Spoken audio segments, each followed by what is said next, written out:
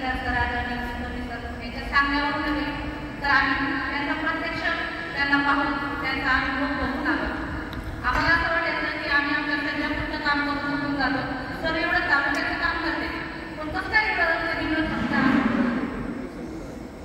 थकता एवढं फ्रेश कसं काय काम करू शकतात त्याची आमच्यामध्ये सगळ्यामध्ये चर्चा असायची.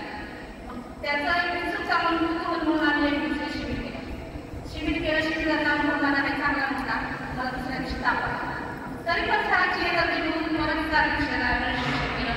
इथं पहिल्या दिवशी परत ताप आला, खूप उलट्या झाल्या, जर आला. शिबिराची आठवण जर का आम्ही त्याला घेऊन आलेलो तरी पण साहेबांची काहीतरी इथे असेल परत आलो आम्ही. त्यांच्याविषयी आदर खूप आहे त्यामुळे परत आलो. आणि आज मला एवढं फ्रेश वाटते की दररोज माझं डोकं असं जड पडायचं दुपारनंतर. घरी गेल्यानंतर काम पूर्ण काम म्हणून करत होते.